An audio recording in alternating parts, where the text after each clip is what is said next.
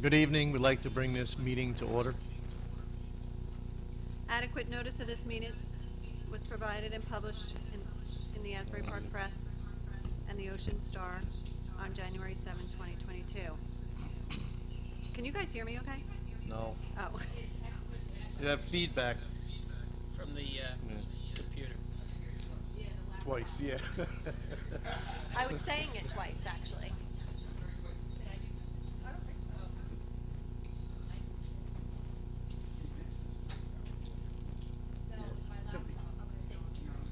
I think he banged so many times. Sorry. Broke it. Hello? Yeah, there you go. There you go. Wow. Adequate notice of this meeting was provided and published in the Asbury Park Press and the Ocean Star on January 7, 2022.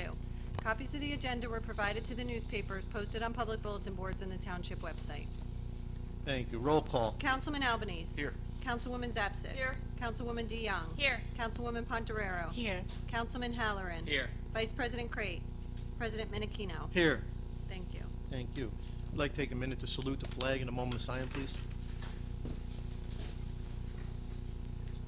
Pledge allegiance to the flag of the United States of America and to the republic for which it stands, one nation, under God, indivisible, with liberty and justice for all. Thank you.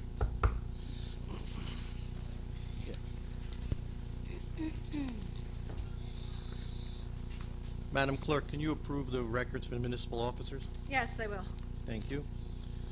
Can I get a motion in a second to approve the minutes from the April 12th meeting? Motion. Second. Roll call. Councilman Albanese. Yes. Councilwoman Zapsik. Yes. Councilwoman DeYoung. Yes. Councilwoman Pontarero. Abstain. Councilman Halloran. Abstain. President Menachino. Yes. Thank you. All right, now we have a presentation. It's, I'd like to call up Michael Botts and the EMS personnel and the mayor.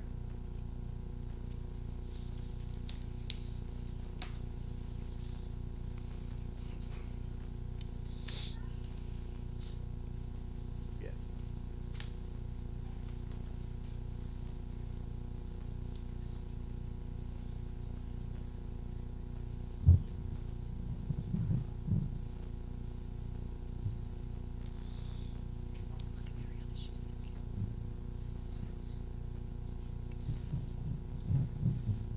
All right, so the men and women standing behind me are lifesavers here in town, literally.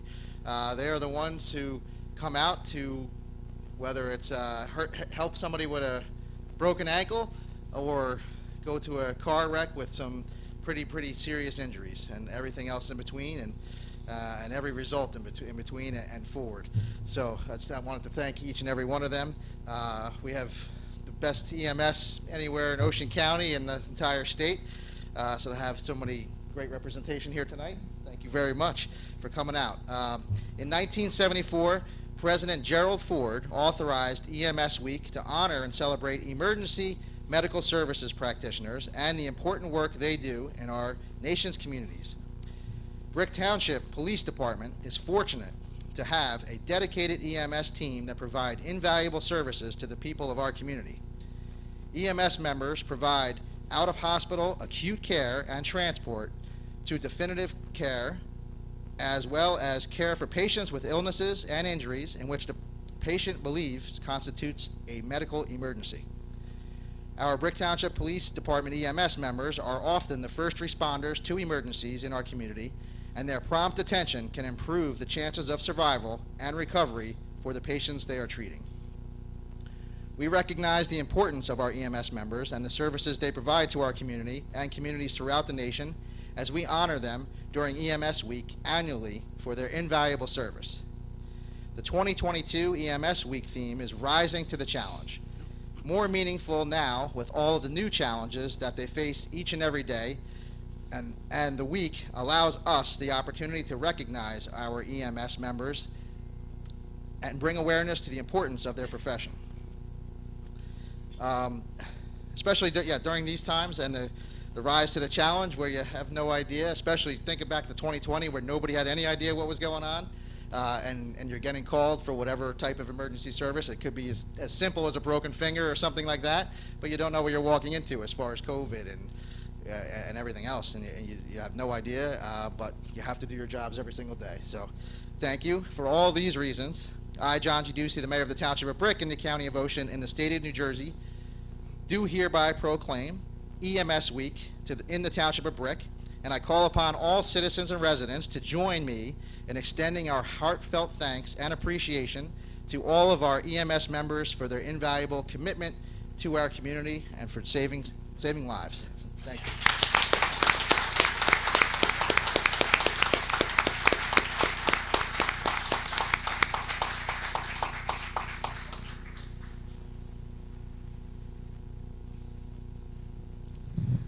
I'd like to call up to the podium Chief Riccio. A week doesn't seem enough to honor the men and women who serve our community as emergency response persons. In the past 8 years, in dealing with cancer and a myriad of related issues, I have had the occasion to have 2 or more of the good people behind me come and take me to the hospital and provide me with services. I was treated so kindly and with such respect, and they were so, what's the word, compassionate, not just toward me, but toward my 3 young children who are in the house having to see their mom get taken away. So it's with heartfelt appreciation on behalf of all the men and women of council that we honor our 24 EMTs, 2 of which are supervising, 1 deputy chief, and 1 head honcho big chief. We also do have 34 part-time and per diem persons working as well. Thank you for all that you do, and thank you to your families who allow you to go out and do some jobs that emotionally may hurt you or may impact you or your family. We recognize that, and we appreciate the families as well. For all those reasons, on behalf of council, we issue a similar proclamation as the mayor, recognizing this week and its importance. Thank you.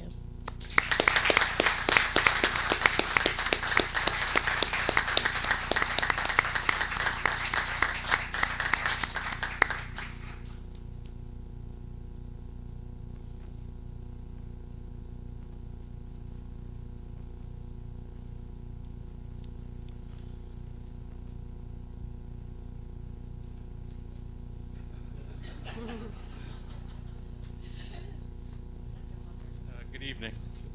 So I would not only like to congratulate all of you, but I would like to thank them for a job well done.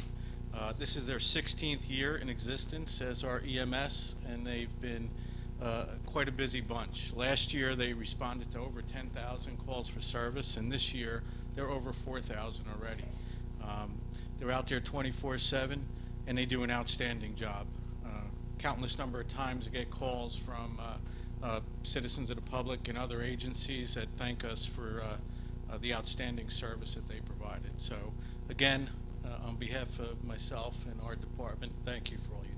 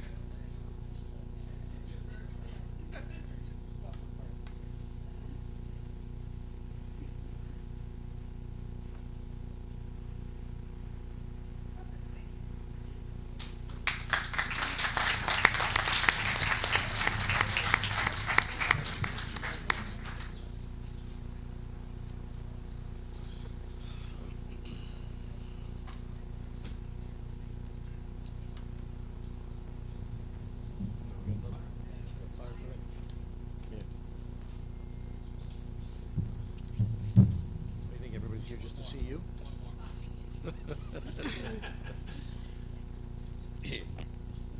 Thank you again. We appreciate your services. Now we'd like to call up Chief Kevin Batzel, and Assistant Chief Rick Orlando to do their presentation.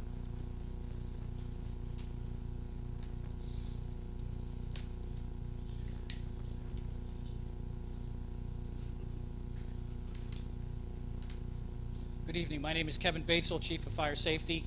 On behalf of the Fire Prevention Bureau, Fire Safety, Fire Commissioners, I don't want to take anything away from EMS because you do a wonderful, wonderful job. We have a group of great children here this evening who also participated in our poster contest. I'd like to thank the Mayor and Council and BA for allowing us to take a few moments of your time, as well as the support staff. I'd like to introduce Assistant Chief Rick Orlando, who will give a short synopsis of tonight's activities. And at the same time, can we call up all the children at the same time to come up behind me and behind Assistant Chief for photographs? So if anybody that won the poster contest for the 2021, can you please come up? 2022. Yeah, they have their certificates, yes. Yep. Come on back here. Can you stand behind them? Oh, they have their posters.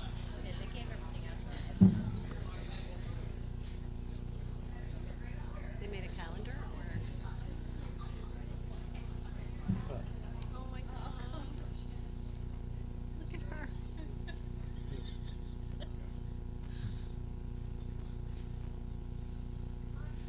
There we go.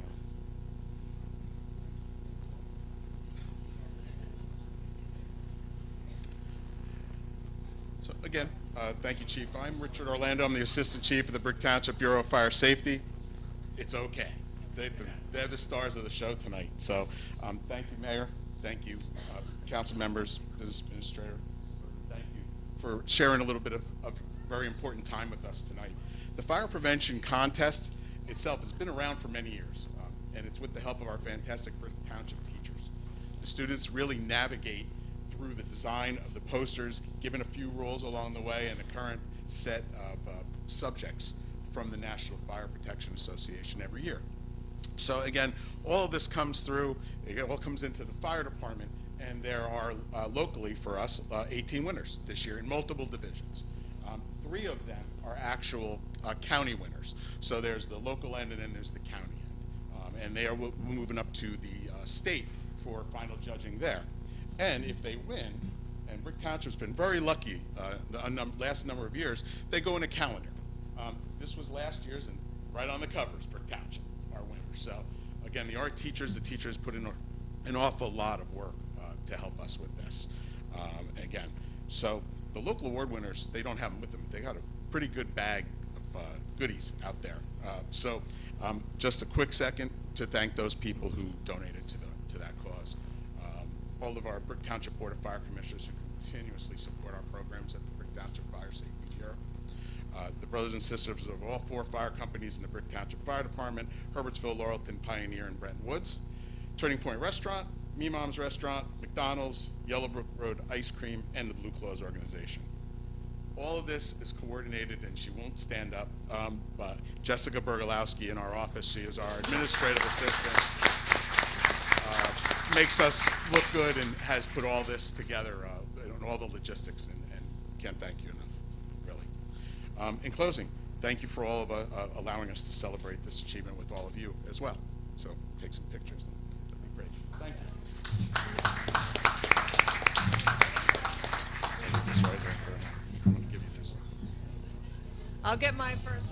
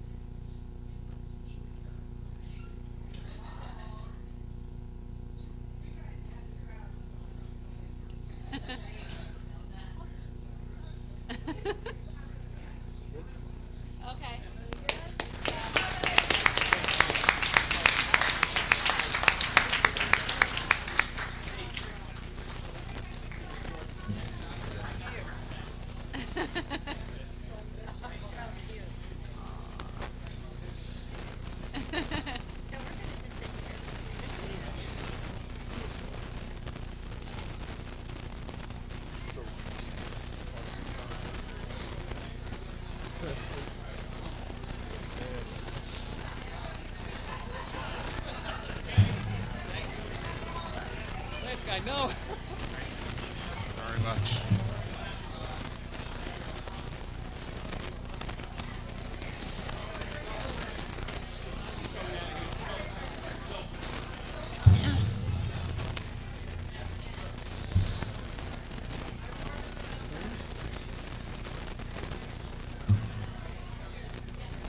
Awesome.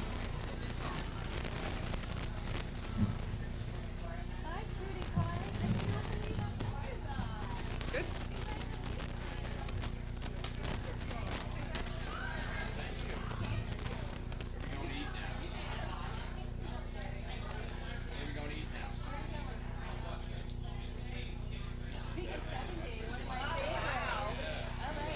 Wow.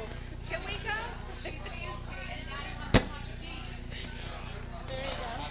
Yep. Take care. The court have been using my laptop. Oh, look at this little girl. Look how cute. Oh, you want more hats? We didn't give them out. That's the best.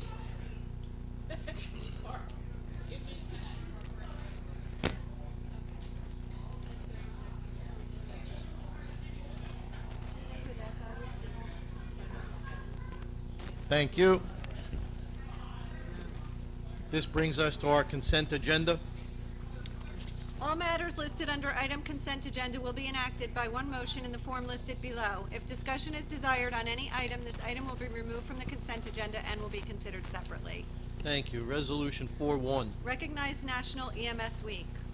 Councilwoman Pontarera. Thank you, Mr. President. This resolution recognizes May 15th through May 21st as Emergency Services Week.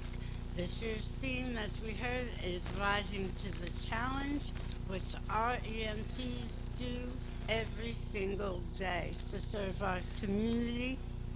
Brick Township's EMTs are recognized statewide for their exceptional service thanks to strong leadership, a commitment to training, and their dedication to their work and to our community. Thank you. Thank you. Resolution 4-2. Providing for the combination of certain bond ordinances and determining the form of other details of the offering and providing for their sale and authorizing the sale and issuance of bond anticipation notes. Councilwoman DeYoung. Thank you. This resolution allows the township to combine certain bond ordinances, general obligation bonds, and the special assessment bond, and authorizes the sale and issuance of bond anticipation notes. These bonds are being combined to package them up for the best possible financing. Thank you. Resolution 4-3. Authorize insertion of Chapter 159, 2022, Click It or Ticket Grant. Councilwoman Zapsik. Thank you, Council President. This resolution authorizes the insertion of an $8,750 Division of Highway Traffic Safety Click It or Ticket grant. This grant offsets the seatbelt enforcement detail done by the Brick Police Department. Thank you. Thank you. Resolution 4-4. Authorize award of bid printing services. Councilman Albanese. Thank you, Council President. Thank you. This resolution authorizes the award of bid for printing services to the following vendors in accordance with the approved schedule of prices. Concept Print, Nyack, New York, Ridgewood Press, Ridgewood, and TC Squared, Kenilworth. This is a 2-year contract. Bid notices were provided to 62 prospective bidders for our bids list. 14 were picked up. 14 picked up the bid packages, and 4 bids were received. Thank you. Resolution 4-5. Authorize award of bid Nageco Lagoon Dredge and Windward Beach Nourishment Project. Mr. Mayor, please. Thank you. This resolution authorizes the award of contract for the Nageco Lagoon Dredge and Windward Beach Nourishment Project in the amount of $298,870 to SpectraServe Incorporated of Kearney, New Jersey. Bid notices were provided to 45 prospective bidders, and out of those 45, 15 actually requested the bid packages. Out of those 15, 6 bids were received, and there were prices that ranged from the low of $298,000 $870,000 to a high of $653,431. And the other ones in between were $369, $379, $489, $514. And we're going, asking the council to approve the lowest responsible bidder, which is the lowest bidder, which is SpectraServe. And this is our awesome dredging project, our pilot project. We can't wait to finally use our town-wide permit for our first project and have everybody have a safe and fun boating season out there. Thank you. Thank you, sir. Resolution 4-6. Authorize award of bid, Brick Township Police Department Special Operations Garage. Mr. Mayor. Thank you. Another great project we've been waiting on for some time period.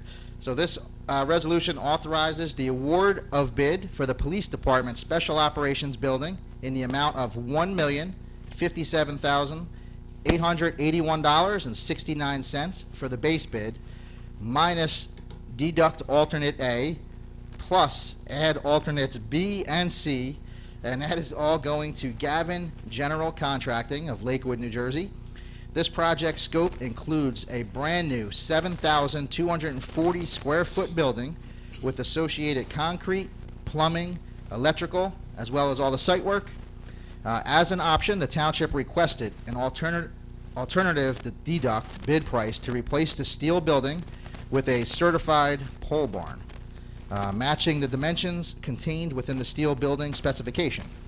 The bid notices were provided to 35 prospective bidders from our bidders list, and out of those 35, 15 picked up bid packages, and then out of those 15 that picked up the bid packages, 5 bids were actually submitted, with prices ranging from the low of, with prices ranging from $1,179,982 to a high of $1,514,110 for the base bid.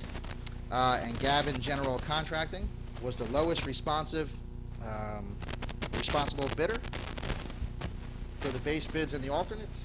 And we're asking the council to award it here today. And it's going to be the Special Operations Garage building. It's going to be right here behind Town Hall. Thank you very much. Yeah, we're getting static from somewhere. Resolution 4-7. Authorize rebid automated chest compression devices. This resolution authorizes the rebid of an automated chest compression device. The township previously went out to bid for this item, and 1 bid was received. However, the bidder withdrew the proposal stating pricing error. Resolution 4-8. Authorize award of contract administration of police extra duty assignments. Councilwoman DeYoung. Thank you. This resolution authorizes the award of contract for the administration of police extra duty assignments for Extra Duty Solutions, Shelton, Connecticut, at a cost of 7% of the invoice total payables by the customer. This is a 7-year contract. Extra Duty Solutions will complete the administration and scheduling of all off-duty police details on behalf of the police department, including requests for service, scheduling of work, invoicing, and collection of payments from customers. Thank you. Resolution 4-9. Authorize award of contract through Stafford Township Cooperative Purchase and Delivery of office supplies. Thank you. Councilman Albanese. Thank you, Council President. This resolution authorizes the award of contract for office supplies to W.B. Mason, Brockton, Massachusetts. This contract is being awarded through the Stafford Township Cooperative Pricing System. Thank you. Resolution 4-10, please.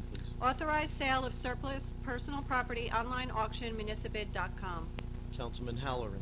Thank you, Council President. This resolution authorizes the sale of surplus property through Municipid, an online auction website.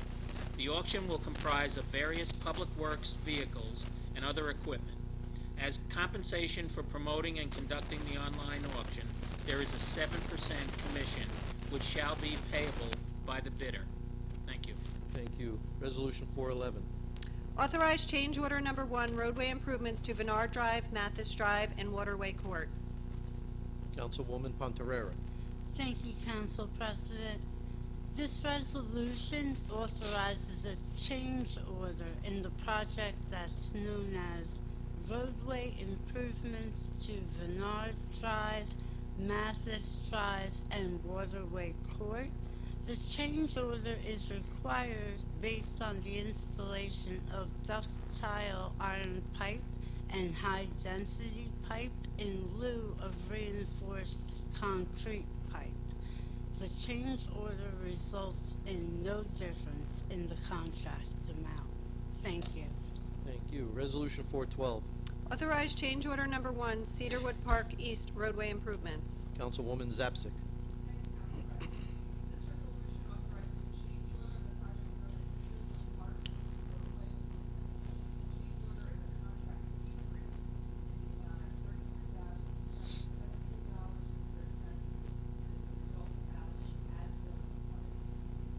Resolution 413. Authorize special events permit Relay for Life. Councilwoman Pontarera. Thank you again, Council President. This resolution authorizes a special events permit for the American Cancer Society's Relay for Life. It's scheduled June 10th, which is a Friday, from 1 p.m. through 11 p.m. at Windward Beach Park. Thank you. Thank you. Resolution 414. Authorize special events permit Family Fun Day.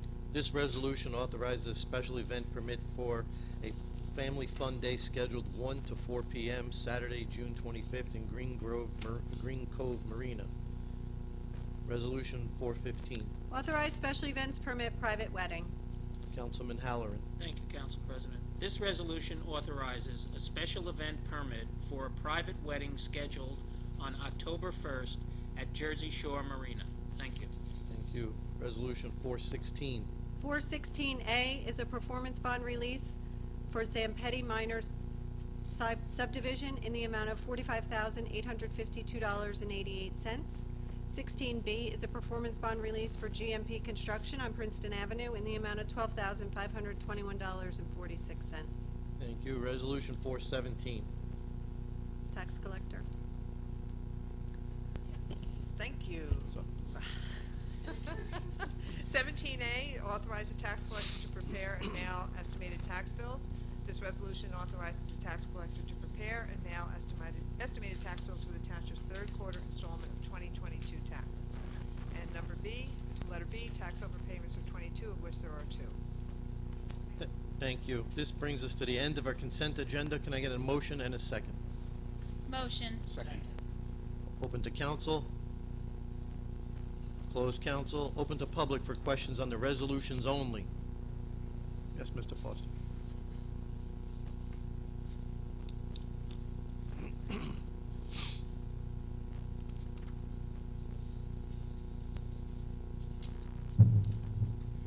Sam Foster, 108 Chico Drive. Boy, it sounds like I'm hitting a drum here. 3 resolutions that I had questions about, one in general. One is 4.6. The way this is written, it says this is about the Police Department's Special Operations Garage. But when Mayor Ducey was speaking, he described it as a building. Am I to understand that this is Resolution 4.6? That's going to be the new police building that's going to be moved out of the municipal building and into it separate, or? No, it's just a separate building. Police department will still be where it is. Oh, It's special ops, and there'll be, the big command center vehicle, for example. It'll be tall enough and big enough for that to so, be in there. so it is a Out of the garage, yeah. So it is a garage then, that's going to house the vehicles. Yeah, there's some. Okay, I misunderstood then. Okay, thank you for clarifying that. Yep. That's 4.6.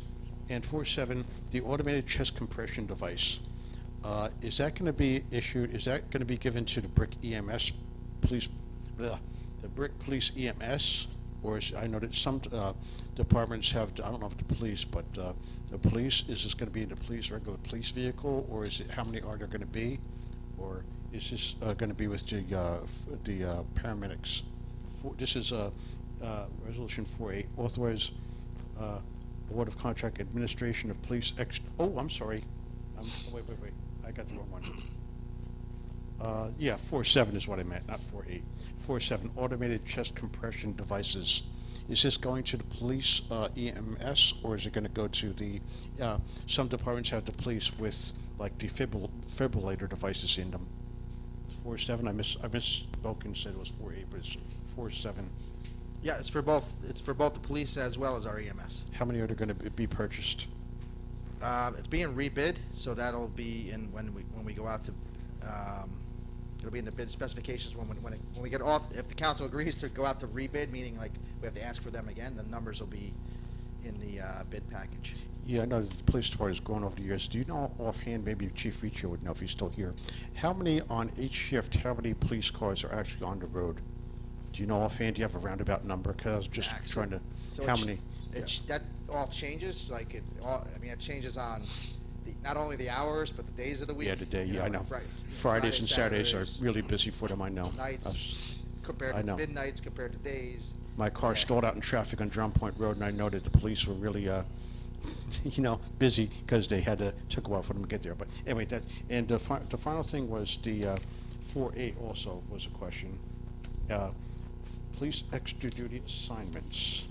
What assignments are these? Is this anything dealing with drug interdiction or anything, or street crimes, or is that just general duties? This is, for example, the easiest one is like JCP&L. They like cut back branches a lot, or they put up poles, and Okay. then so the police are there. Yeah. For their safety, but it's not. They're not being paid as through the town. JCP&L is paying for them, so it's Yeah. called extra duty. It's not overtime. So we don't- from us. So It's taxpayers extra don't pay for that, it's gonna be the utility or whoever it is they're doing that, correct? duty. Yes. Okay. So One any f- road openings, Yeah, that's fine. water thing, yeah. Yeah, gotcha. One final thing, just a general question about the 13 through 15. Does the township, this is a special events permit. Now, I'm assuming that because it's a permit, that the township of Brick charges a fee for that permit to have the private wedding, for example. And I'm not complaining about the Relay for Life. I've attended them myself, and it's a good cause. But for something like private wedding, does someone go to the township and say, we would like to have a permit to have a wedding, and we get revenue from that? So, yeah, there's an application available through the clerk's office. The permit fee gets paid, and there's a whole thing that says how many people you're expecting, is there gonna be like outside music, what the security is, the people who are working it, what are they wearing, it's very kinda detailed. And then once the permit comes in, it goes to council, it goes to mayor, it goes to we're probably the least important, it goes to the police department, the fire department, we're probably the most important, as well as down to the building department, because there's a lot of times they want to do tents, and you got to make sure they're weighted correctly, and Gotcha. Okay, fire, I not understand. blocking fire lanes. There's all sorts of things that happen. Then it comes back to the clerk's office, who would, if depending on what is said, it then goes on an agenda to be discussed at a meeting. Yeah, just one final thing on the garage, police garage, is just wrap this up quickly, is where are these vehicles being housed now? They're just out in the parking lot, open to the elements? Is that where they are? Because There's Or do we have- some at Civic Plaza. There's some of them are taking spots over at like DPW still. Yeah, I used to work at the Public Works Department in Ridge Road years ago, and I know that they, as through a county program, and I know that they had a lot of police vehicles there also, that sometimes they stored up there. I'm just wondering if the garages that we have now, they just outgrown those garages? Yeah, like the command center's a big. Yeah, I've seen it, yeah. Yeah, that's huge. So that's. I see them in the parking lot a lot, yeah. Okay, so so it's that's just big. to get them out of the elements, so less wear and tear on them and everything, I guess, right? Absolutely. Okay, all right, thank you. Yeah.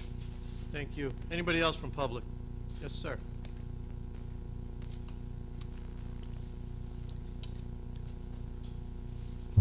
Vic Finelli, just one question, two questions. Number two, I read that 3 times and I still couldn't really understand it, at least I don't think.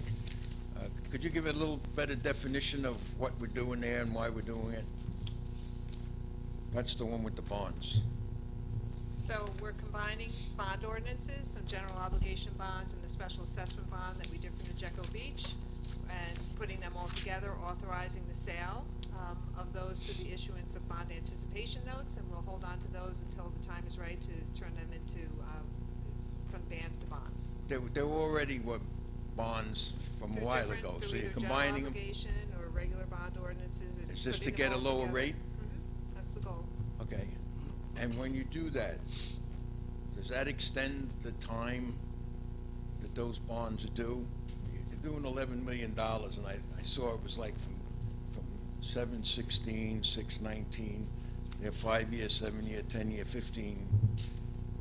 Does that extend the time from when they were originally due? When you refinance them, you got a longer time out? No, we generally don't do for longer time periods, no. So you do the same time period? For most of our bonds, they're defined by the useful life of what you're purchasing, so we have to stick with that time frame. Okay, so when I looked at these dates, 2023 through 2032, that was, And, right, and you can feel free to ask as many detailed questions as you want to more. No, I just- Back from vacation, right, that's the general overview. okay, thank you. Okay? Thank you, sir. Anybody else from public? Seeing none, close public roll call. Councilman Albanese. Yes. Councilwoman Zepsic. Yes. Councilwoman DeYoung. Yes. Councilwoman Pondereiro. Yes. Councilman Halloran. Yes. President Menachino. Yes. Thank you. This brings us to our computer bill resolution.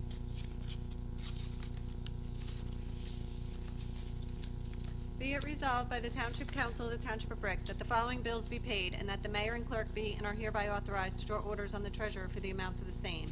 Computer bill resolution in the amount of $12,521,914.21. Thank you. Can I get a motion in a second? Motion. Second. Thank you. Open to council. Seeing none, close council. Open to public for comments, questions. Seeing none, close public. Roll call. Councilman Albanese. Yes. Councilwoman Zepsic. Yes. Councilwoman DeYoung. Yes. Councilwoman Pondereiro. Yes. Councilman Halloran. Yes. President Menachino. Yes. Thank you. This brings us to our manual bill resolution. Be it resolved by the Township Council of the Township of Brick that the following bills be paid and that the mayor and clerk be and are hereby authorized to draw orders on the treasurer for the amounts of the same. Manual bill resolution in the amount of $1,753,728.98. Thank you. Can I get a motion in a second? Motion. Second. Open to council. Close council. Open to public for questions on the manual bill resolution. Seeing none, close public. Roll call. Councilman Albanese. Yes. Councilwoman Zepsic. Yes. Councilwoman DeYoung. Yes. Councilwoman Pondereiro. Yes. Councilman Halloran. Yes. President Menachino. Yes. Thank you. This brings us to 5-1 ordinance on first reading.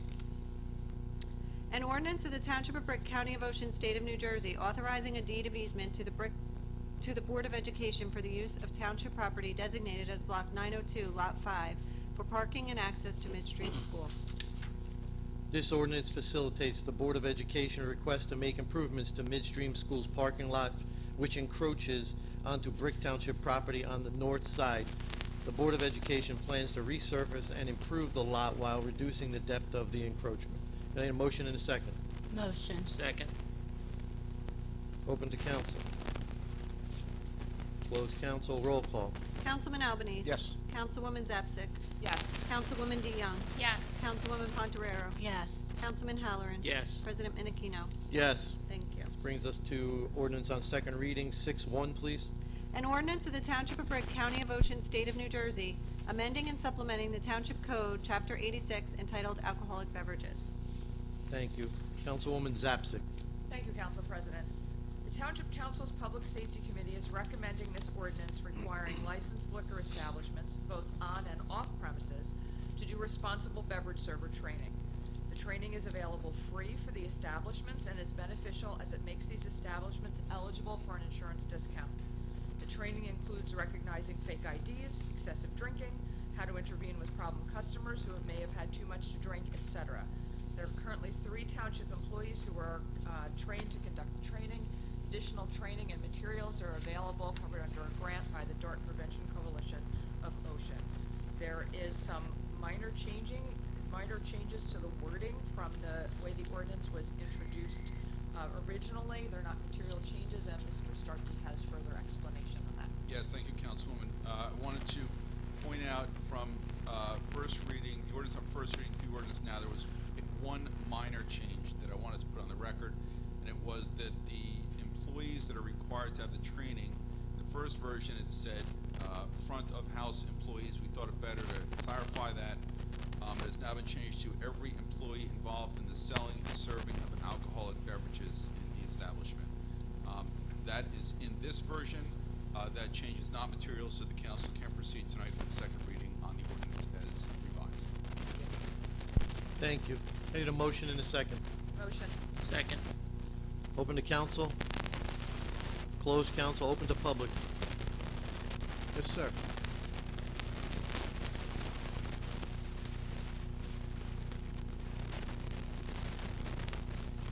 My name is Peter Pederesi. I'm the owner of Bricktown Liquors on Lanes Mill Road. I had two questions. You just brought in a third, if you don't mind.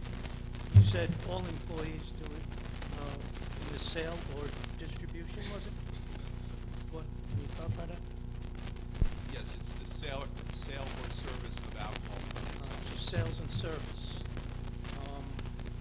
I own a liquor license which is closed package distribution. The way it was written, it was servers, managers, hostesses, bartenders, bussers. Are you then considering any one of my employees that orders from the distributor? Am I ordering people that might happen to, ring somebody up in a cash register? Anything like that? Right, the intention is that any employee who has dealings with the public selling them alcohol at a retail level or serving them will be required to comply with this. That's correct. Thank you. So if you offered 3 training times right now. I have 12 employees. I can't necessarily close, so would I arrange with the township then to call tips and get them all, I can spread them out over time. My reason I'm asking for over time is I don't see anything in here as far as when do I have to comply by. The ordinance gives you 90 days from the effective date in order to obtain compliance. You'll have 90 days to... From the time that you put this into play? Correct. Okay. And also from the hiring of an employee. Well, if I hire anybody new, but my established employees would all have 90 days to get them all trained. Anyone who deals with the public, that's right. Yeah. Well, it's pretty much anybody that works there, including myself and my wife, that might be there once during, the day and just, talking to somebody about what they'd like to buy. It's still me participating in potentially a sale. I understand that these courses are free. According to this, it says 3 years, and then you would have to renew. If I have anybody that's already worked in other bars or restaurants or anything to that effect that already has taken these courses, am I allowed to assume if they, it's within the 3-year period that they're good? I believe the certification is to the employee. Yes. Yeah. Yes.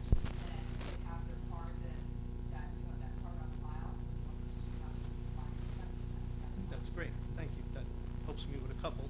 Now I don't have 12, I got 9. And the last question I had was, there's nothing in here that gives me incentive to comply other than a fine when a police officer walks in and checks all my information to make sure it's right. I mean, I've owned the store now for 5 years. I took it over from one of the other gentlemen that's, owned the store since 1977. All right, so I was just asking if there's no incentive other than a fine if I do not comply or I'm missing a card or something to that effect.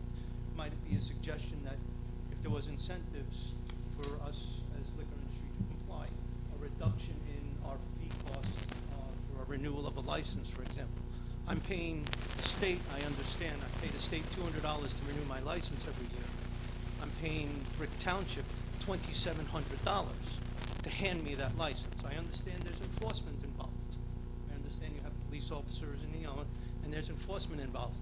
But I would appreciate it if the township would consider, a small discount that would give the liquor industry in this community incentive to actually get compliant, even if it's a per employee thing. If you can get it done within the 90 days, we'll give you some sort of incentive. It's just a suggestion I would like to make.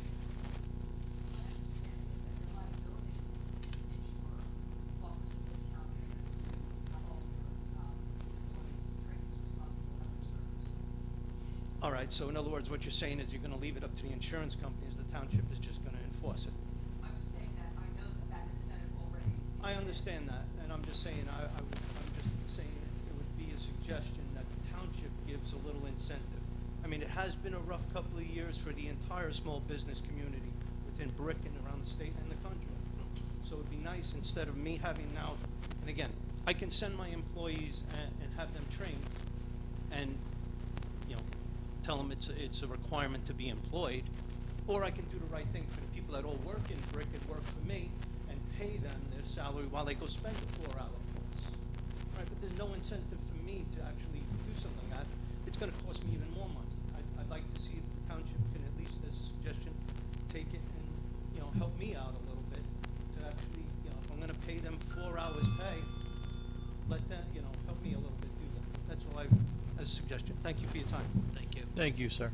Anybody else from public, please? Seeing none, close public. Roll call. Councilman Albanese. Yes.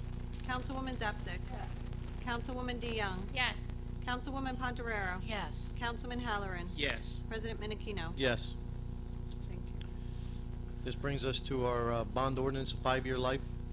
Bond ordinance providing for various capital improvements and acquisitions in and by the Township of Brick in the County of Ocean, State of New Jersey, appropriating $2,375,677 therefore, and authorizing the issuance of $2,256,894 in bonds or notes to finance part of the cost thereof. Thank you, Mr. Mayor. Yes, thank you. So this explanation goes for all the different ordinances coming up. So we have this one as the 5-year, then we're going to hear about the 7-year, the 10-year, the 15-year.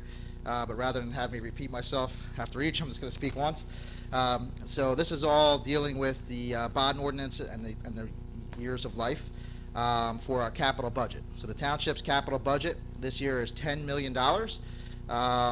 And I've always promised the $8.5 million, but then we have this sunny day flooding problem, and announced year before last that $1.5 million a year would now be set aside just for flood mitigation in town. So that's why it's up to $10 million a year. So the proposed capital budget has been reviewed and discussed by the council's Recreation Committee, the Public Works Committee, the Public Safety Committee, as well as Business and Finance. And highlights of this year's capital budget.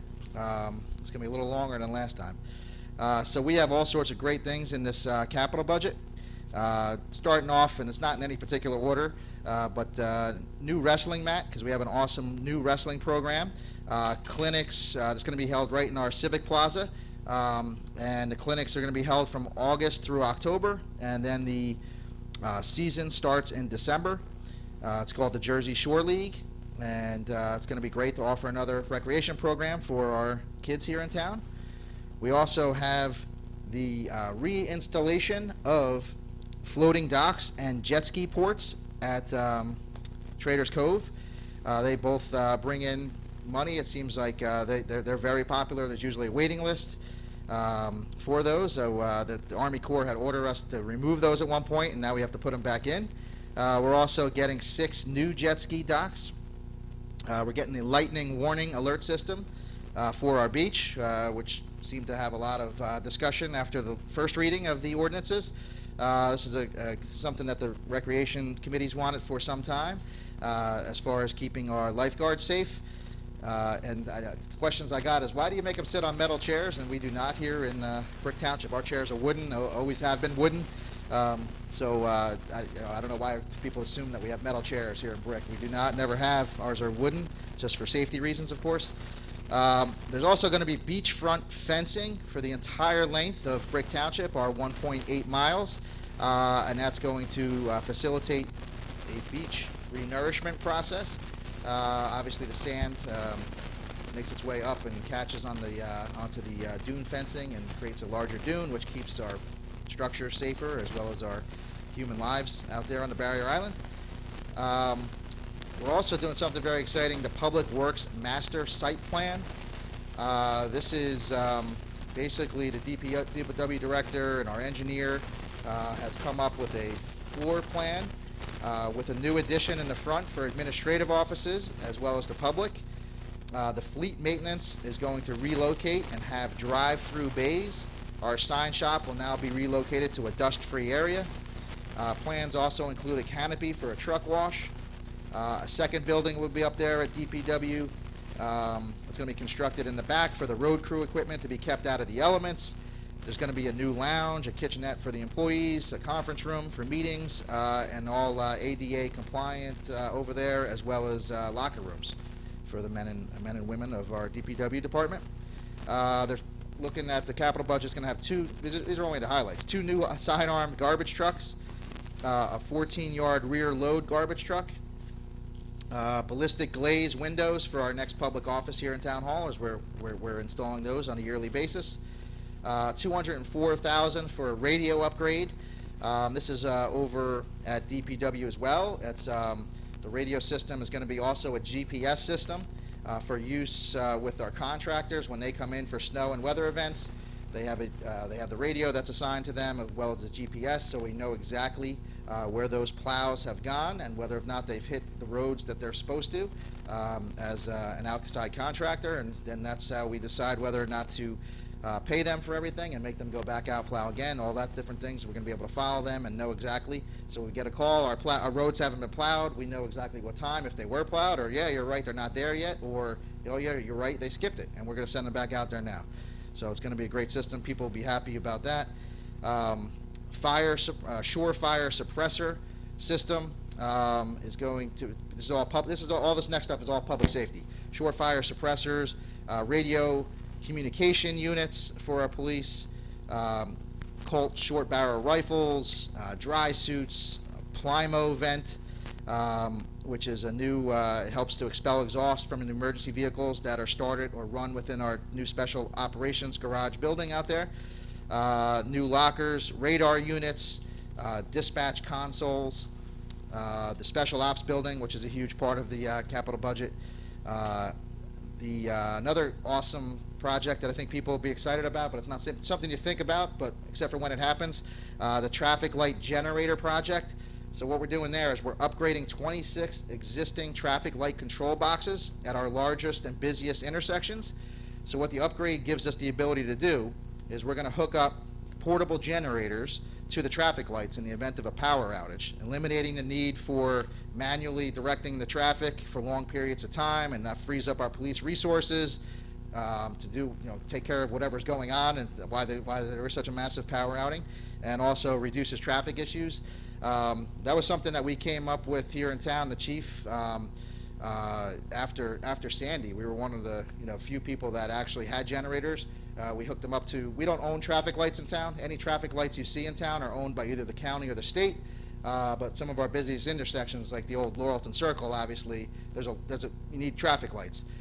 So we did hook those up to the generators. The state gave us a hard time about it, but then realized, wow, this is the greatest thing. You guys have an awesome idea, and that's when we decided to try to make it permanent. So this is part of our capital budget this year. We have a Jamar vehicle counter, which it's unbelievable the amount of speeding complaints we get. So our traffic safety do speed studies. These vehicle counters help them with the traffic volume and the speed of the cars, things like that. A brand new ambulance to help our EMS, who we honored earlier. The ambulance, the one that's being replaced, is almost 10 years old, constant need for repair. EMS radio upgrades as well. Electric charging stations at Drum Point Sports Complex and Windward Beach that we're also applying for grants for in order to reimburse, but we have to, like anything else, you have to pay first, and they're reimbursement grants. 2 new electric vehicles are included in the 2022 capital. So we all talked about electric vehicles here, and the police obviously didn't want to be the test products, and we needed something visible so people see that we're trying to make an effort here to see what's happening with the electric vehicles and give them a shot. So where they're going is with our park security. So they go all over town to all of our parks, so people will see them on the road. They're not involved in high-speed chases or something where you don't want some type of failure with an electric vehicle if that would occur or not occur. I know they're fast, but you don't want to be having something important going on. Not that park security is not important, but it's not as life or death as obviously a police car. Also, this capital budget includes $500,000 for Mallard Point Park, which is the next project after Cedar Bridge Manor Park. I know everybody's waiting for Cedar Bridge Manor. We're waiting too for the state to give us our final permits to say go ahead and start building. And then next in line is Mallard Point. We did have our neighborhood meeting and heard from the residents what they want, what they don't want out of that park. and there's $500,000 going towards that. Another awesome thing, which a lot of people will be excited about. I know we had some people come out when we did our skate park over at Bernie Cook Park. We had I think a couple scooter people and some BMX bike people, and we said, we'll maintain our park for them over at Drum Point, and now we're going to really rehab it and make it an awesome place for skateboards, for BMX bikes, and for scooters. That's going to be at the Emma Havens Drum Point Sports Complex over there, and there's also going to be some lighting controls are being funded for Bayside Park. Then we have, as far as drainage goes, capital budget is including money for the tidal check valves. We had bought 300,000 of those, and which are all installed at this point. We're going to install a lot more. There's Fletcher Drive drainage extension, Channel Drive bulkhead, Birch Bark Drive bulkhead, Clubhouse Plaza bulkhead, Schreiber Drive bulkhead, and Hamilton Drive bulkhead. And then there's going to be a new Transit Connect wagon for transports, basically helping people out to the farmers market, to Summerfest, to this is all for seniors to be able to get to our different events. And then lastly, roadway improvements, which is always a hot topic.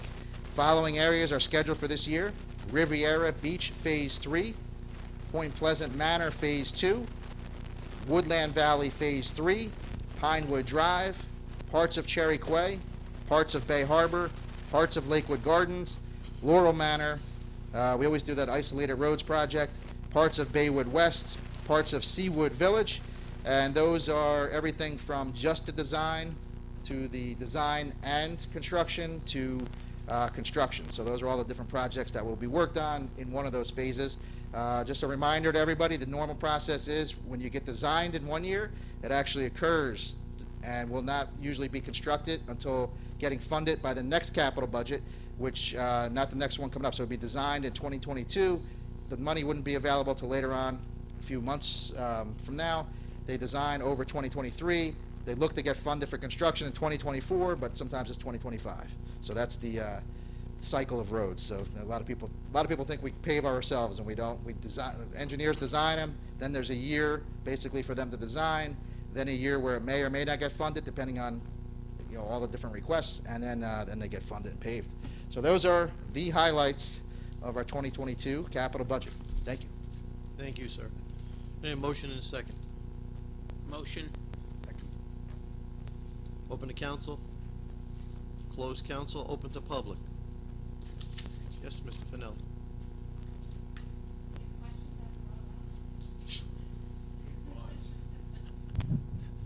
Two quick questions. One, I'm not questioning the need for any of those things, okay? When you determine you need to buy something, get something, any of the things on this list, do we ever just go out and purchase it, or do you always do it this way? And number two, who decides whether it's 5 years, 7 years, 10 or 15? So, yes, we purchase some things. So if they're expensive items, or if there's a number of inexpensive items, then it goes into capital. The reason why, because the capital budget is bonding, obviously. The operating budget, which is there's only two budgets, the operating and capital. So if, for example, I'll try to pull something out. I'm not going to pull the park out, but let's say the jet ski docks, and I don't have on here how much they are, but let's make up a number that they're $50,000. That $50,000 would appear in recreation's budget for the year. So their operating budget last year could have been $8,000, let's say, because they have some conferences they go to, and that's about it. Then all of a sudden for 2022 it would be $58,000. So what that $50,000 means to individual tax bill isn't a lot, but that's now part of our budget. So our budget, instead of being, and I don't know what the number was, let's say 100 million. Instead of being 100 million, it's now 100,058,000. So going forward, that's kind of not what you want to do, fund through that. So the bonding is what we have to pay, our capital expenses. We pay them down the road. So right now we're paying a lot for what happened years ago. And it's just a less expensive way to do it for the taxpayer and for everybody, for everybody involved. How do you determine, or who determines Oh, what year? So, I don't know if that's the state, because I know, who is it? All right, our bond council. And the reason why I know a little bit about it, and not a lot, and that's why I had to You know ask. more than I do. So, what's funny is why you see a lot of police SUVs around. Well, you used to always see police cars, right? So police cars are only, they have to be basically in your operating budget.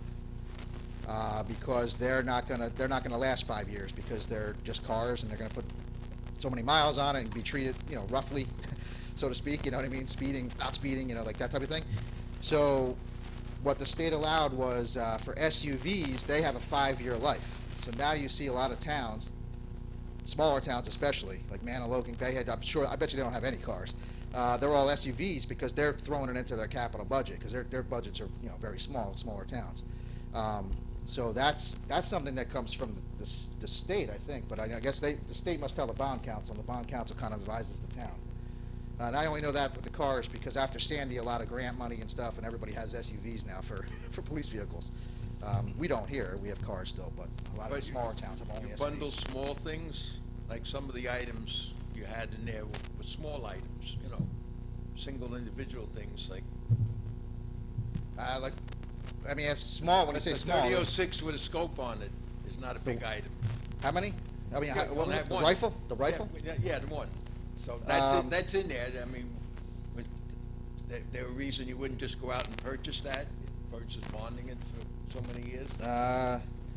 So it says Colt short barrel rifles. These rifles will replace older.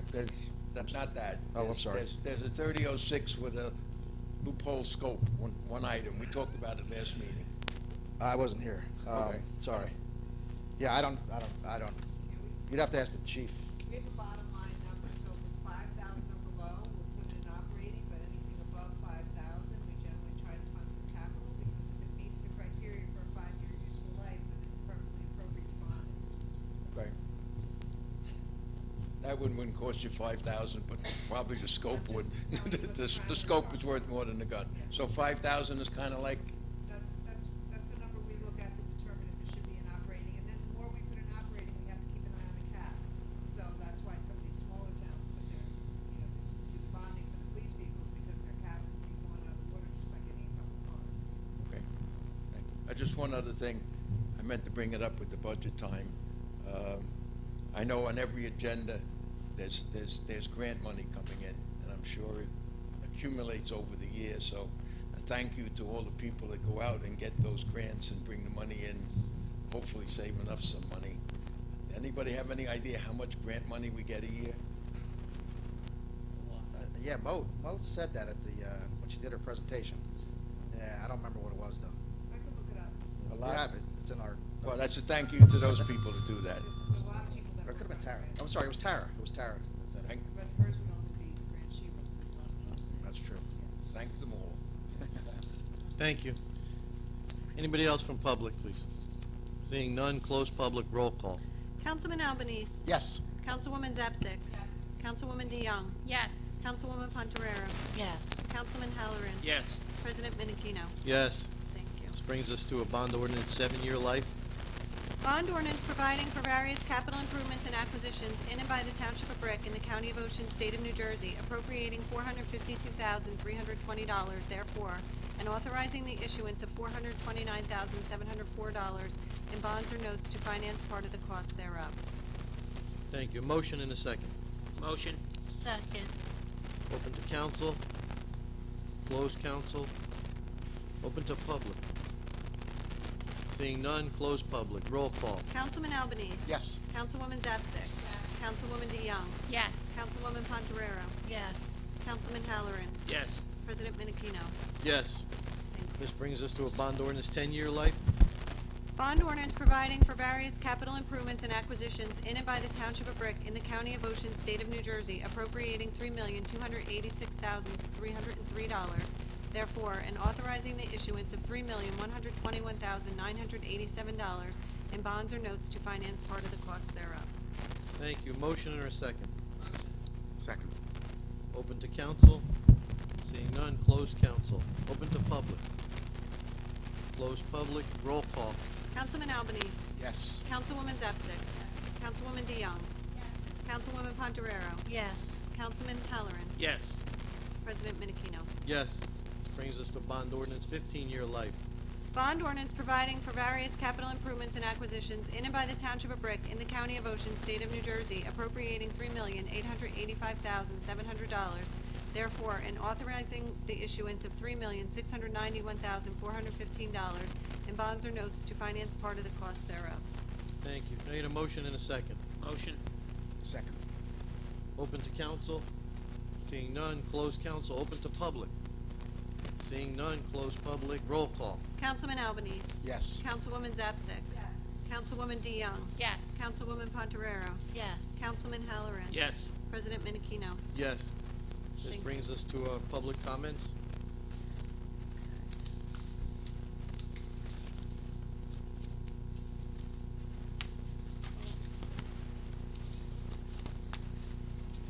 Sorry. Please note that each person addressing the council during any section of the meeting during which public comment is permitted shall limit his or her remarks to 5 minutes pursuant to Brick Township Administrative Code, Section 2-33B. Thank you. Anybody from public? Ms. Cole.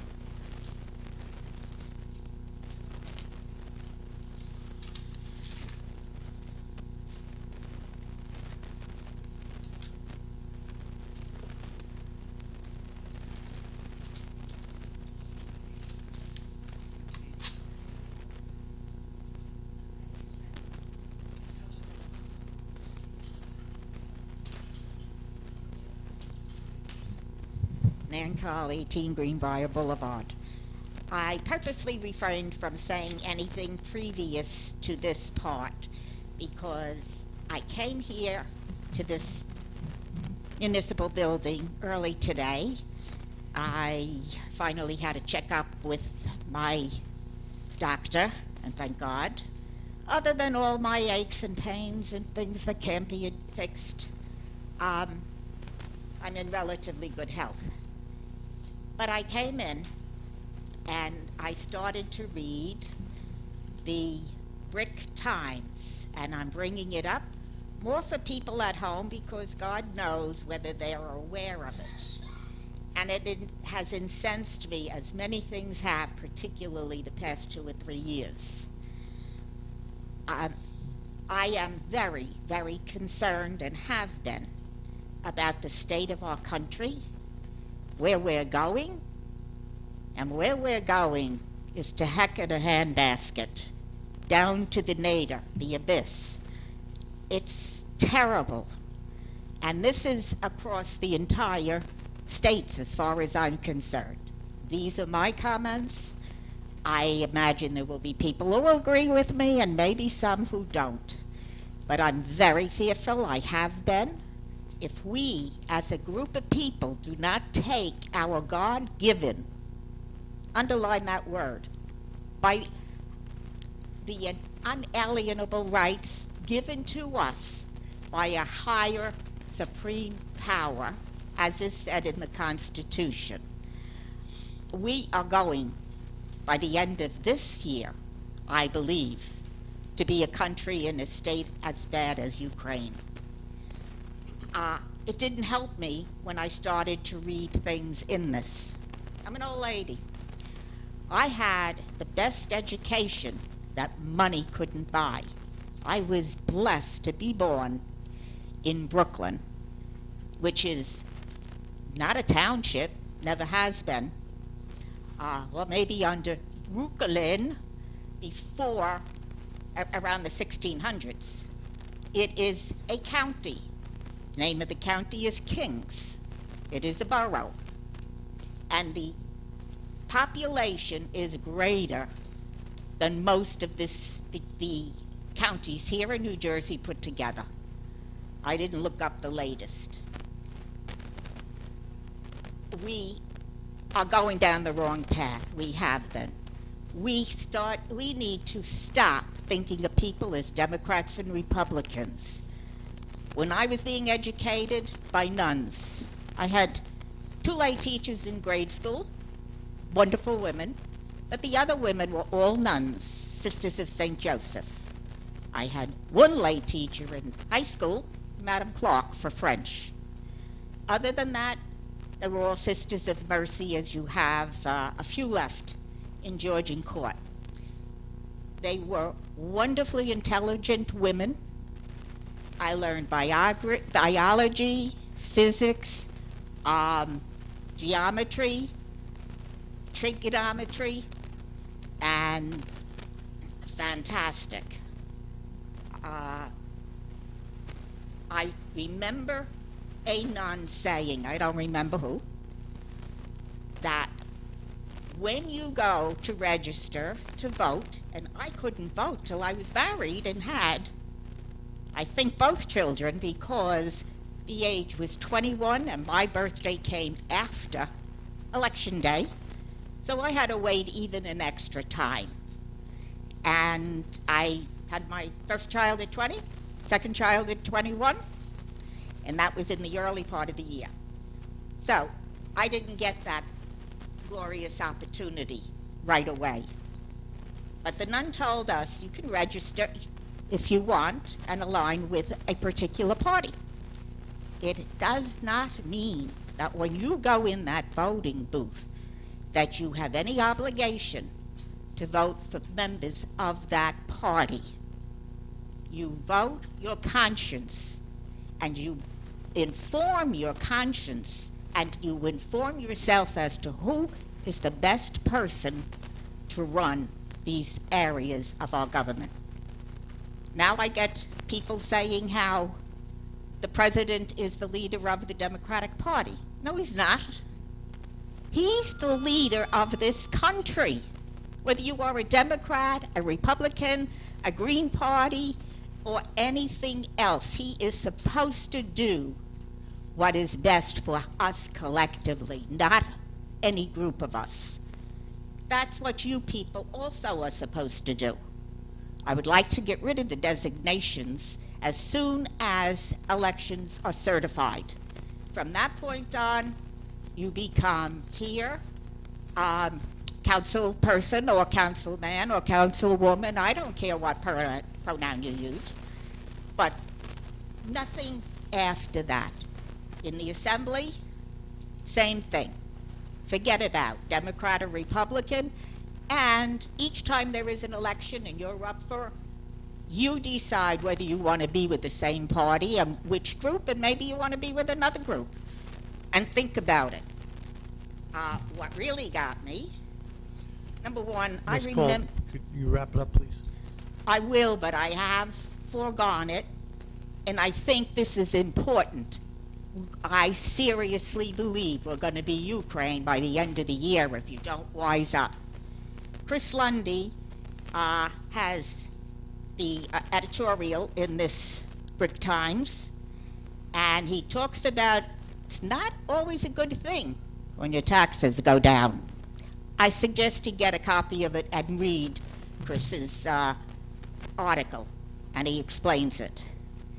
There is also a letter from a Karen Benjamin, and Karen Benjamin is upset at the Supreme Court and court packing and wants to have 4 more people. Yeah, that sounds great until you get those 4 more seats, and then something shifts and the people who were in the party that was in power is out. Not a good idea. This has been thrashed over for how many years? 300 years, is it almost? And it brings up abortion. And I don't know where some people got the idea that abortion is a reproductive health item.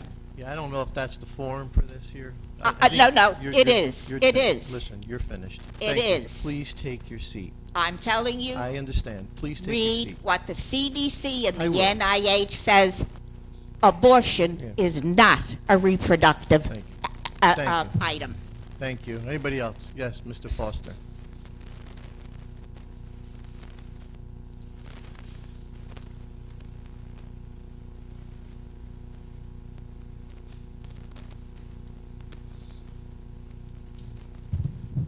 Sam Foster, 108 Chico Drive. few quick points here. First, I wanted to ask if there's any, Mayor mentioned electric vehicles. Is there any grant money available, do you know, for electric vehicle purchases? Because I know that the federal government did give rebates, I don't know if they're still going on, for if your personal individual buys an EV.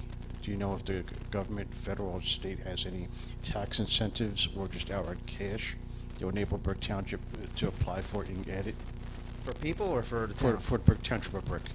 Yeah, maybe I didn't mention. I thought I mentioned. Yeah, we applied for grants. They're I'm called- sorry. They're reimbursement grants. Okay. So we have to put the money in our budget, show we have it, make the purchase, and then they reimburse. So Okay. we're I might not have we have like heard you. that's all right. We have like I would at least 3. It might be 4 applications out. I don't know. Okay, Councilwoman that's fine. Young may know.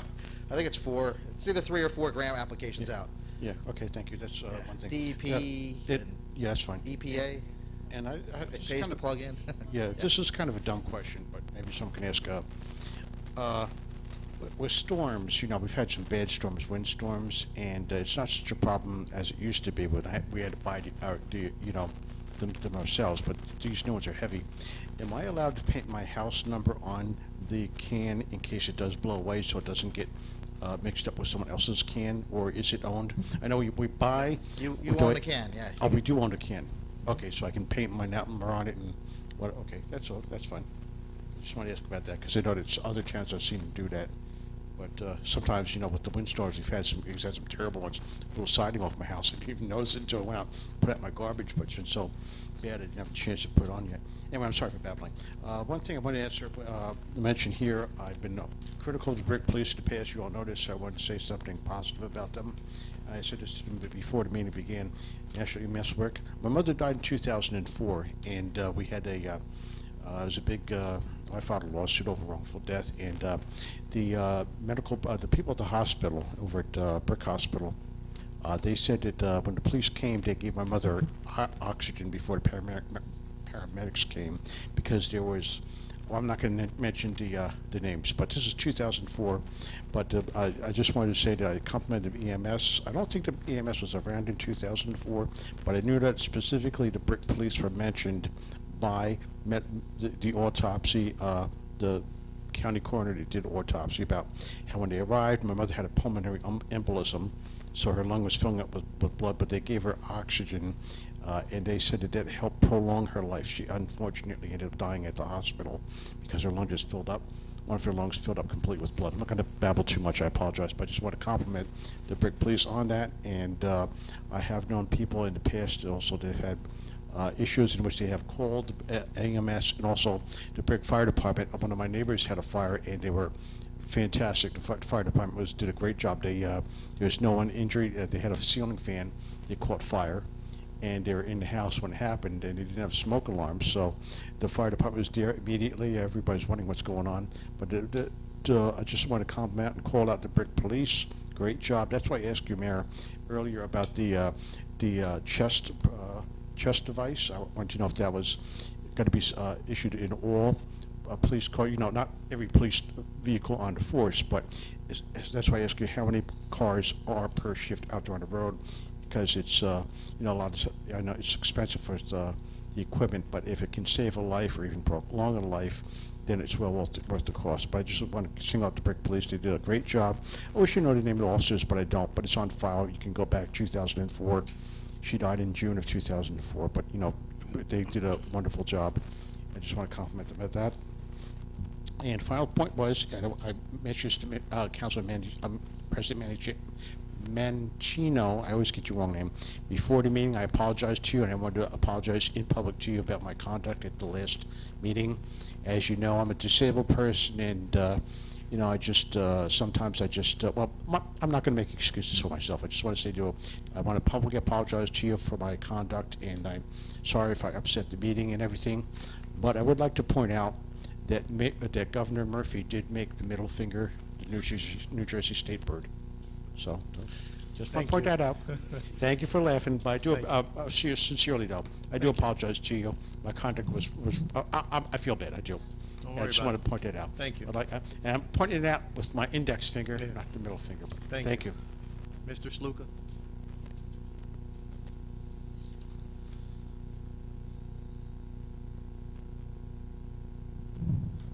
I am going to read my letter.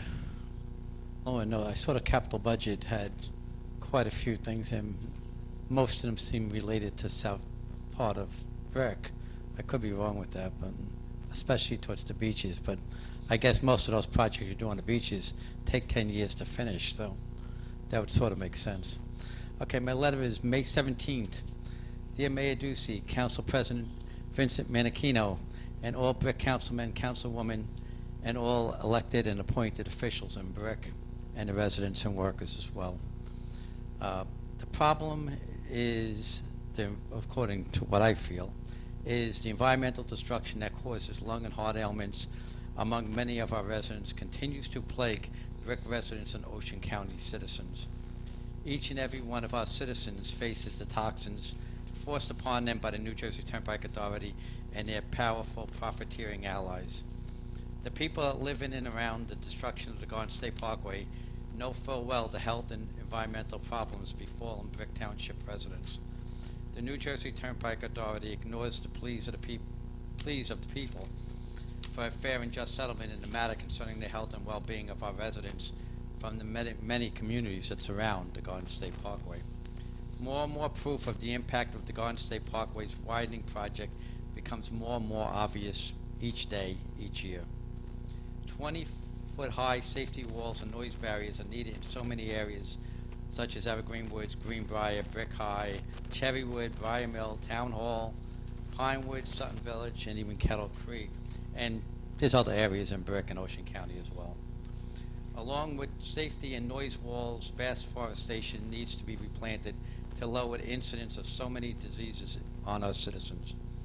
Many people are noticeably impacted by this man-made greed-driven destruction as the once scenic New Jersey Garden State Parkway. Let me give some recent publications that may drive you into looking into the health problems associated with mass destruction of the Garden State Parkway. Some samples of the grave illnesses can be befallen our children include asthma, autism, low birth weight babies, severe lung disease, and eventually COPD and premature deaths. In 2022 Scientific American, which is a division of Spring and Nature America, Inc., they say our findings suggest there's a large and previously unappreciated public health consequence of air pollution with large numbers of children living near traffic corridors. They also conclude with, these findings confirm our understanding that air pollution not only makes things worse for people with asthma, but can actually cause asthma to develop in healthy children. And another area they mention is there is an emerging evidence that other diseases may be caused or exacerbated by urban air pollution, including arteriosclerosis, lung cancer, COPD, and neurological disorders. This isn't the only study. In the Journal of Air and Water Management Association, they lead with the headline, Childhood Asthma, Acute Primary Care Visits, Traffic and Traffic-Related Pollution, in which they state that large traffic volumes and small distance to the nearest major roadway were associated with a large number of childhood asthma visits. The new Scientific.com April 2019 article states millions of child asthma cases are linked to traffic pollution each year. Others include the American Heart Association news that states air pollution, traffic noise may raise heart risk in women, and that states that fine particulate matter and nitrogen dioxide cause women's heart failure to rise. In 2019, the Journal of American College of Cardiology showed the connection between transportation-related noise and slightly higher risk of high blood pressure. Excess noise may disrupt sleep, and stress may trigger and release hormones into the blood vessels. They suggest lowering speed limits, quieter road surfaces, and noise barriers are needed alongside of major highways. In the preliminary advisor, they say COPD severity affected by traffic-related air pollution and the exposure to traffic air pollution is significant contributor to regulatory mortality and morbidity. It's time for the New Jersey Turnpike Authority to act, and it's time for us to act legally to force them to do it. We, the residents of Evergreen Woods, Greenbrier, Brick High, Town Hall, Briar Mill, and the workers around all need more shrubbery and more walls. Thank you for your time, John Sluka. I don't yield back anything. Thank you, sir. Anybody else from public, please? Yes, sir.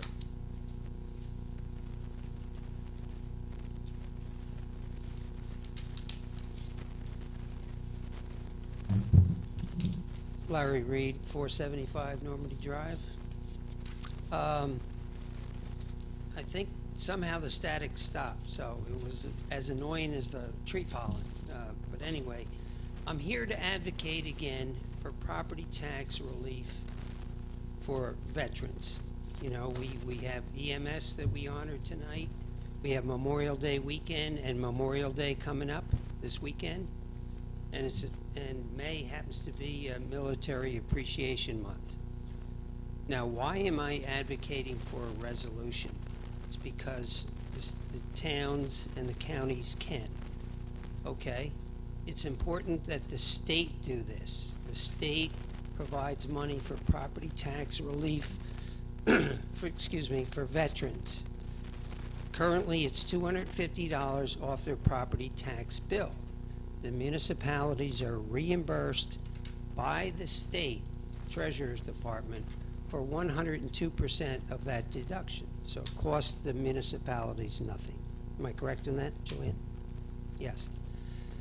So the property tax relief for veterans goes back to 1947, right after World War II. When I was 2 years old, in 1947, they passed a property tax relief bill, and it was $50 off your property tax for veterans. Okay? They did raise it to $250 in 1999. But if you take the $50 deduction that they got in 1947, it should be worth, in today's dollars, $603. So I want to ask the Brick Council to pass a resolution encouraging the state of New Jersey to increase the property tax deduction for veterans to $600. There's almost 4,000 veterans in Brick Township. Ocean County has the most veterans of any county in the state. There's almost 200,000 veterans in the state, and they are dying off. Governor Murphy's budget this year is reducing the budget for veterans' property tax deductions by $11 million. Okay, in the 2022 budget, the property tax deduction was budgeted at $55 million. Murphy's budget for 2023 has $40 million in the budget. Okay, why? Because veterans are dying off. So not only are they not spending as much money on the property tax, I have all these stats. I have all the pages you can reference in the state budget. So any of you that know me know I research this stuff. Why are we spending less? And where's that money coming from? Okay, the Property Tax Relief Fund was created in 1976 when they passed the state income tax law. So all the money, except for corporate taxes, all the individual income taxes go into the Property Tax Relief Fund. It was budgeted at $17 billion for this year. Right now, that fund is running $5 billion over what it was last year. Okay, this information was released on May 16th by the State Treasurer's Department. They had a hearing down in Trenton, and that number was released. So there's plenty of money to increase the veterans' property tax deduction. But it takes activism by municipalities, by counties, by individuals. Why are we shortchanging our veterans? This is the time to use the money for them.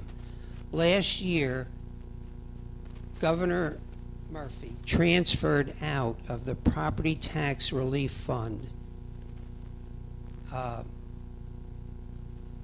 $250 $108 million and put it over in the general fund, enough to give every veteran a $1,000 increase. This year, Governor Murphy's budget proposes transferring out of the property tax relief fund $726 million. It's in his budget. Okay, so there's plenty of money there. They're stealing the money from property tax relief, which should go to property tax relief in the state for individuals, for municipalities, for school districts, and they're putting it in the general fund to spend it on whatever they want. They should stop the steal. So I would like to see a resolution. I missed the last couple of meetings. Was a resolution passed? Was it even considered? Yep, so, yeah, I think I told you last time we were here, I was working with another gentleman on the same exact issue. So I wrote a letter off to the, working with the acting commissioner for Veterans Affairs, and then to Senator Gopal from Monmouth County, who's the chair of the Veterans Committee, to work on increasing the deduction for veterans for this year and every year going forward. All right, So- but we need a resolution from the council. Now, the reason I asked for that is because I did testify down in Trenton, if I could go over. Please. I did testify down in Trenton a couple weeks ago in front of the members of the Senate Community and Urban Affairs Committee relating to Sandy recovery monies. And one of the resolutions they released to the full Senate was it urges Congress to include funding for affordable housing in the Build Back Better legislation. So here's your state recommending to the Congress of the United States. I want the municipality and the county. I made this same presentation to the county. They agreed with it. I want the municipalities to make this resolution. It doesn't take much. You write up a piece of paper and you pass it. You know, if we're serious about honoring our veterans, everything that we have in this country is due to our military veterans. Yeah, we can just take my letter and add a resolution. I mean, Fine, but I would yeah. like to see it done, you It's, know? I mean, I want to. I'm doing hands-on stuff, but if we want to do a ceremonial resolution, we could do that. That's perfect. I think it's appropriate to show the commitment of this township to the veterans. You have a post over here with 900 members on Maniloking Road. You have, I hear anecdotally, 4,000 members that are veterans in the county, and they're dying off. So when are you going to give them some more property tax relief? Never? Just let them die? Anyway, that's why I bring this up, and it's not going to go away. I'm going to be back. Thank you. Thank you for your time. Thank you, Mr. Reed. Anybody else from public, please? Yes, ma'am.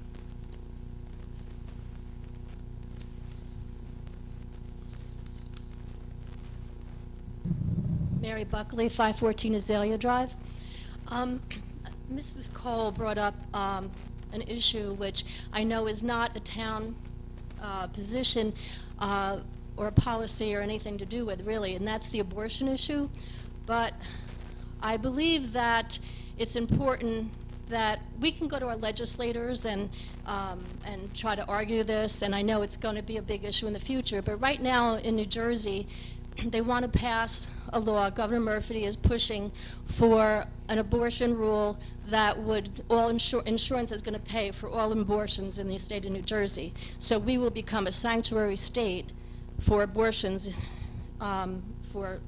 we will become a sanctuary state for abortions, and they will be paid for without any questions asked. I think that it would be really important, and I would like to see, maybe we could start something like, if you could pass a resolution, I mean, I am pro-life, okay, but I also would like to see the council take a position on limited abortion, or whatever your feeling is, if you take a vote on that. But I would like to see a resolution proposed, and if every town would do that, it would send a message to the state, to Governor Murphy, that a lot of people are against this. And even if it was a heartbeat bill, okay? But Miss Buckley, excuse me. Miss Cole, when you were up here speaking, nobody was speaking. They were all paying attention to you. Miss Buckley has the floor, and I'd appreciate it if you minded that. Thank you. I'm sorry, Ms. Buckley. That's okay. So what I'm trying to say is, it starts on a very local level, and you can make a difference.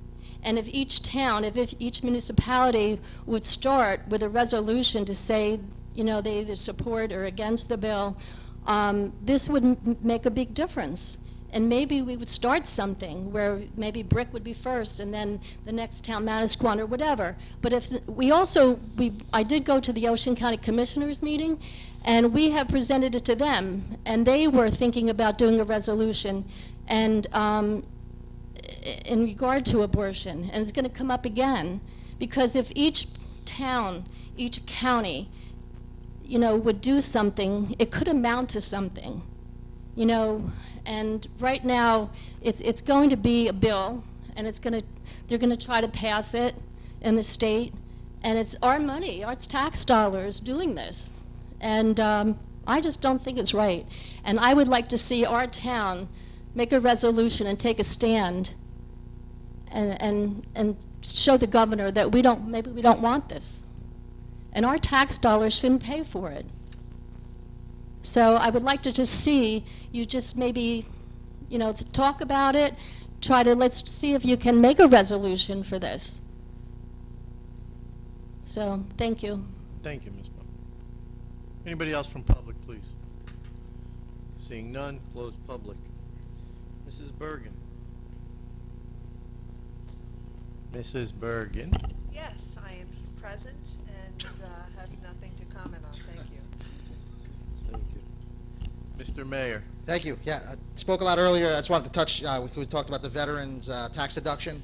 I'm working on that issue, but also we're also working on getting a veterans affordable housing project here in town, working with our Homes Now, which is our affordable housing advisor, and hopefully we'll be able to make some announcements down the road. So that's something else we're doing. Thank you. And everybody, please come to the Memorial Day Parade. It starts at 10 o'clock on Memorial Day on Monday. It goes down Route 70 from basically in front of the Joe Canals, makes a right in front of the 7-Eleven, comes down, but most importantly right here at Town Hall there's an awesome ceremony. VFW, American Legion do a great job every single year with this parade, and come out and honor those who gave their lives for us to be able to be here and speak publicly and hold these public meetings and have our freedoms and be able to vote for who we want to vote for and all that stuff.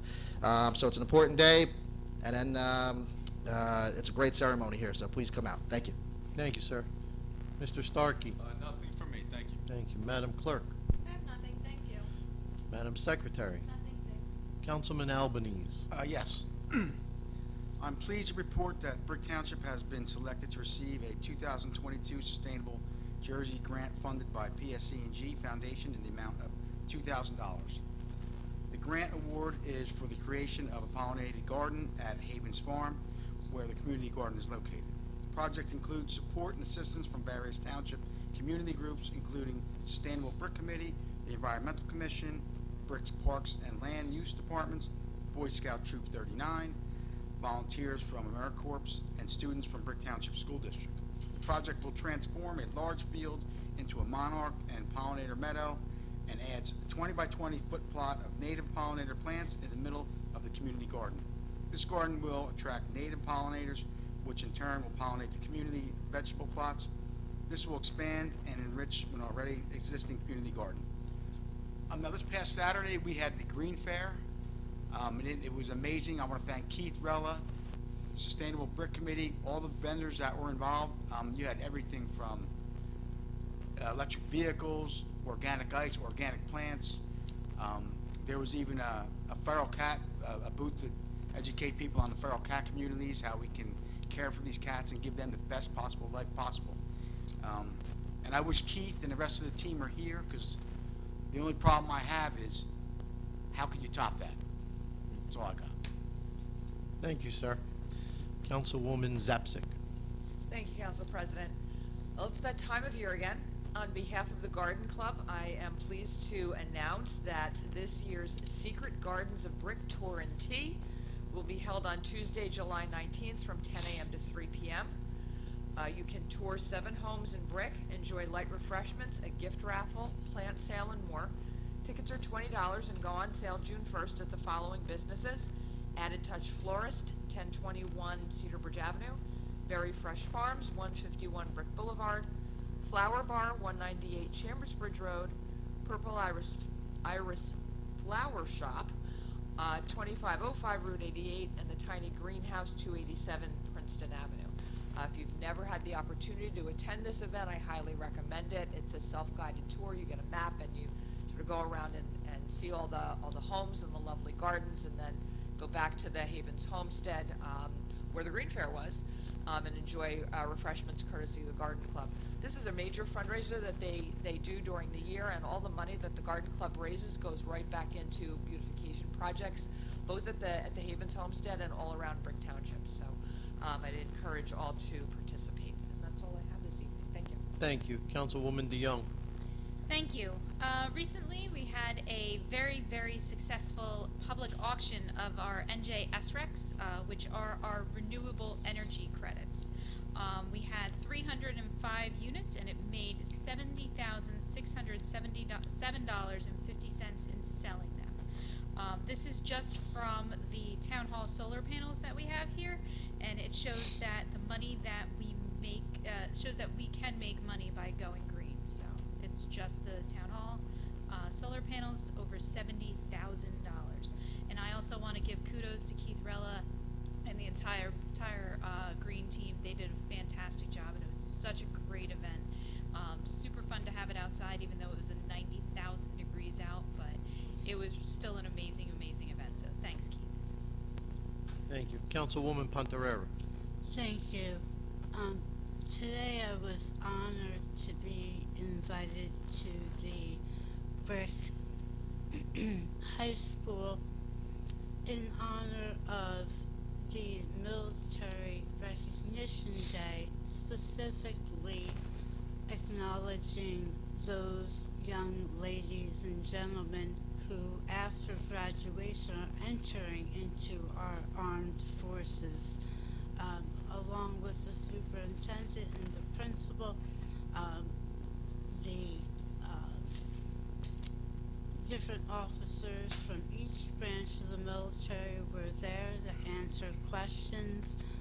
It was a beautiful program, and I'm very happy to have been able to attend. And thank you to Brick High School for having me take the place of Mayor Ducey today, although I'm sure that it would have been a lot better had he attended. He wasn't wearing a sunbonnet indoors as I was. Second, I do want to point out that in these times where we're hearing a lot about people's opinions about right to life and pro-choice, I just wanted to remind everyone that if you go under Adopt US Kids, there are thousands of foster children throughout the United States who need homes desperately. The pandemic set a whole bunch of us back in terms of training. You have to maintain certain credits. And so a lot of children are right now wishing and dreaming for their forever family. So perhaps if you feel so inspired in the issues that are going on right now, have you thinking about the welfare of children, I would ask you to consider if your heart is big enough to let in one or a family of these foster children who are legally free for adoption. You can also call 1-800-NJ-ABUSE and go online under Adopt US Kids. Thank you so much. Thank you. Councilman Halloran. Nothing this evening, Council President. Thank you. And I just want to remind everybody, June 14th, Tuesday, 7 o'clock is our next meeting. That's all I have. Can I get a motion to adjourn? Second. All-